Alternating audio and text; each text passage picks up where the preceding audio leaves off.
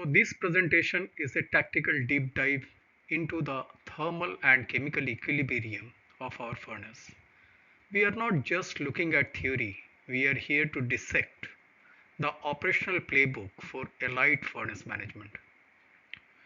Over the next 15 minutes, we will analyze the energy baseline that dictate our fuel rate, the chemical penalties of different burden material, and the exact math behind recovering from thermal shock like water gas, low stock lines, or any other sort of heat compensation. So by end of this session, you will have a clear set of deliverables, a mastered understanding of delta F by 3.5 productivity rule, a specific guide for the variable adjustment on your control board, and the ability to quantify the exact coke penalty for every kilogram of alkali or water or which affect the system. So let's get to work. So is your furnace is a black box or do you actually own the process from top to hearth? We are looking at a high definition thermal cross section. You see the body descending through the shaft, meeting the cohesive zone, that vibrant orange band where temperature hit 1500 degrees centigrade to 2000 degrees centigrade. Below that, we have the hearth, the literal heart of the operation, where the hot metal and slag tapping occurs. Expert perspective says that from a process engineering standpoint, we are managing a massive counter current heat exchanger. Our goal is to stabilize that cohesive zone because that's where the permeability of the furnace is won or lost. The operational bottom line says that if that cohesive zone is not managed with the precision, our gas flow become erratic and you will start seeing a kind of pressurizing the furnaces or fluctuation of it that kills the productivity in day-to-day operation. So to keep that zone stable, we first have to understand the energy flow, the minimum gigajoule per ton hot metal required just to keep the furnace breathing. How much of our energy is actually negotiable? So coming to the 16.84 gigajoule per ton yardstick or baseline. Here is the we can start with every shift a massive uh, uh, data of physics. So this Sankey diagram illustrates our energy balance. On the left, our input coke 9.96 gigajoule per ton, coal 5.04 gigajoule per ton, and blast air is 1.84 gigajoule per ton. On the right, we see the fixed rate arrows versus the optimization blue and green arrow. We have a total thermal input of 16.84 gigajoule per ton. Notice that 7.25 gigajoule per ton for Fe oxide reduction only and 1.95 gigajoule per ton hot metal for sensible heat are virtually fixed. You cannot cheat the chemistry of the iron reduction. Why this matter for the campaign? As we know, we cannot change the reduction energy. Our only profit comes from squeezing the 5.21 gigajoule per ton in the top gas losses and 0.43 gigajoule per ton of hot metal in the wall heat losses. So this is where we win our loss. So if Fe reduction is our largest fixed cost, we have to look at the oxygen tax. Does the specific iron oxide we charge pellet or sinter change our gas utilization efficiency? So coming to the oxygen penalty in the burden reduction, why does a pellet heavy burden often force you to run a higher fuel rate. We have got the molecular breakdown of pellet. Fe2O3 at 1.5 oxygen atoms per iron versus sinter, that is Fe3O4 at 1.45. The blue gases on the right shows the resulting gas utilization. Pellets carry a higher oxygen load. This means they require 53.5 uh, meter cube of CO per ton of Fe just to achieve reduction. The because pellet demand more reduction gas, you end up with more unconverted CO in the top gas. This naturally drop your gas utilization efficiency from 85% down to 83.3%. Now that we see the oxygen penalty, we need to balance that against the physical property of our body. So, what's the golden ratio for the size and the reducibility?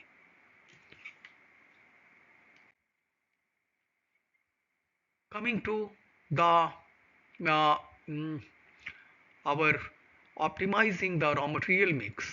So, is there a recipe that balances high performance with furnace permeability? So, look at this comparison matrix for sinter, pellet, and lumpur. It tracks min size, RDI, and RI. Note the green good oblique excellent highlights for pellet compared to red poor for raw iron ore. Now we are looking for a high reducibility index but must manage the reduction degradation index to prevent fines from clogging the shaft. Pellet gives us an excellent 70 to 80% RI, while sinter provides the necessary permeability index of 1.3. As far the performance is concerned, uh, basically follow the golden rule at the bottom. A 10% shift towards pellet can drop your coke rate by 10 kg per ton hot metal and reduce top gas temperature by 30 degrees centigrade.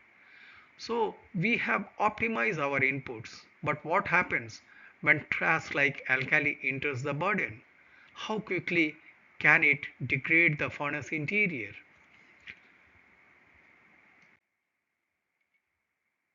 So coming to the alkalis, which are the silent killers of a healthy furnace campaign.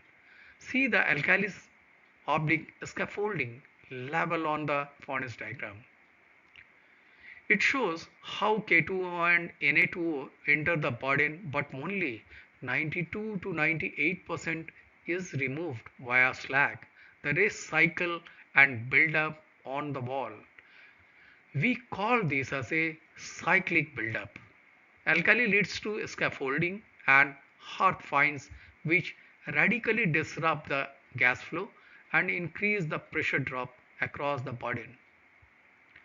For every 1 kg per ton hot metal of alkali load, you allow your productivity drop by 4.5% and your heat demand spike by 180 megajoule per ton hot metal.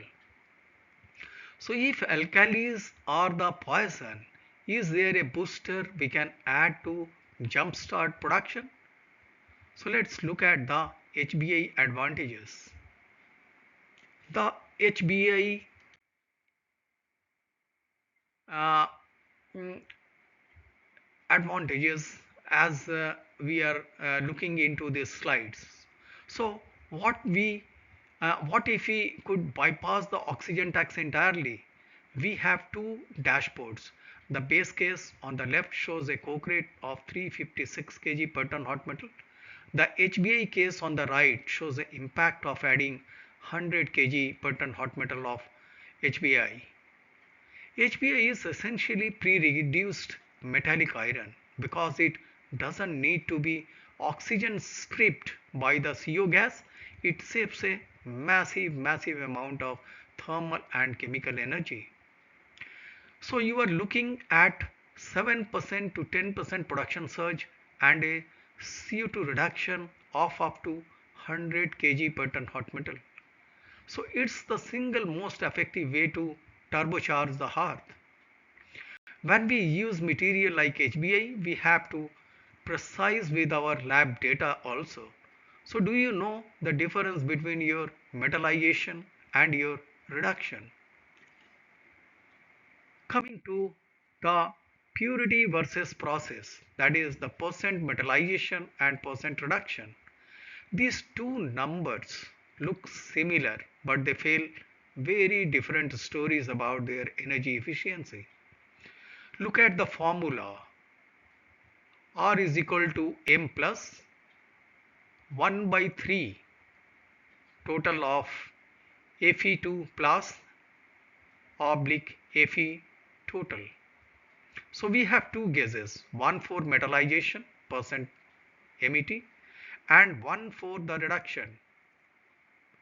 Expert perspective says that percent metallization is the current state, the ratio of metallic iron already in the body. Percent reduction is the process history, track how much oxygen has been removed relative to original state. The downstream cost, if we talk about, this is not just a BF issue. Every 1 kg of unreduced FeO we send downstream require 0.27 kg of carbon to fix in the steel making process. So we have talked chemistry, now let's talk physical heat. How much coke are burning just to compensate for heat leaking out of the cell?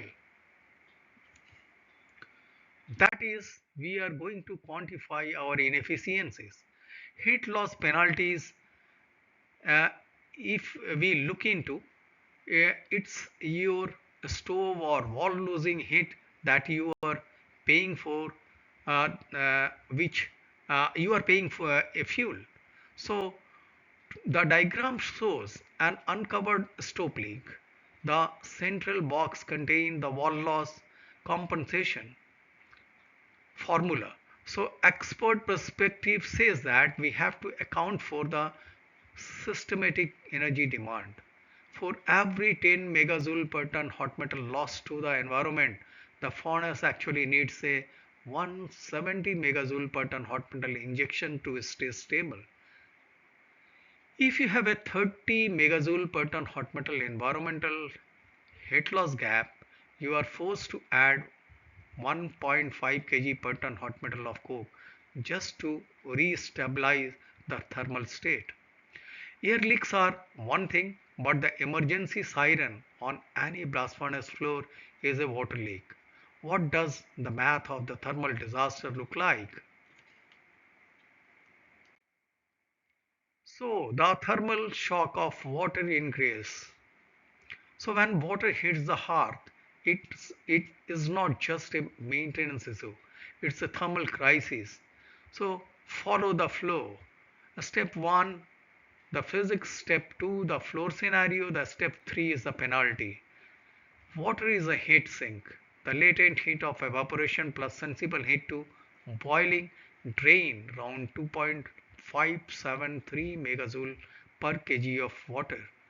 The real crisis occur when a small 10 liter per minute leak means 600 kg of water per hour. This create a 1543 megajoule per hour hole in your energy balance, requiring around 53 kg of coke energy every hour just to keep the furnace from chilling. When we face this energy deficit, what are our compensatory fuel options? How does hydrogen compare to natural gas? So compensating for the energy gaps are a real uh, dashboard that need to introspect. So fuel alternative, if you look into which fuel lever are you going to pull when you have a 30 megajoule deficit?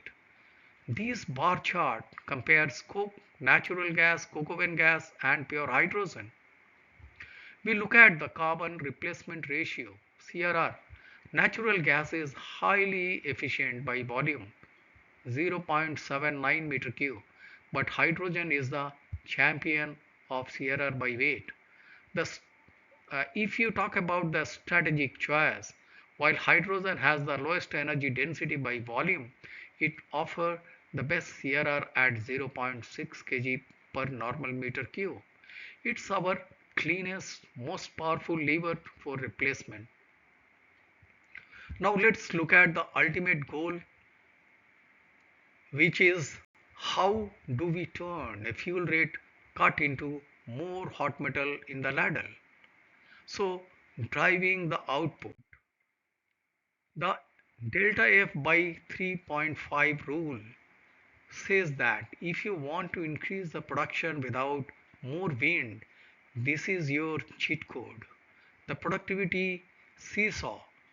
On one side, the fuel rate delta F is the dropping, on the other, the hot metal yield is rising. The core principle is that 350 kg of fuel is burned in front of tuer. If you make the process more efficient, the same gas can process more burden. For every 3.5 kg per ton hot metal reduction in your fuel rate, you produce 1% more hot metal with the exact same gas. A 10% efficiency jump equals a 5% production surge. So where do you find these 3.5 kg per ton hot metal saving? So let's look at your dashboard for the next shift. So this is all about the operator's control board. This is your playbook. These are the levers that determine your shift success. These table list variable adjustment like blast temperature, top pressure and moisture with their corresponding coke and energy impact. We are looking at efficiency coupons. Every 100 degrees centigrade of blast temperature saves 9 kg of coke. On the flip side, moisture is a tax. Every 10 gram cost you 6 kg of coke. Use this board to optimize your baseline and drive that delta F divided by 3.5 rule.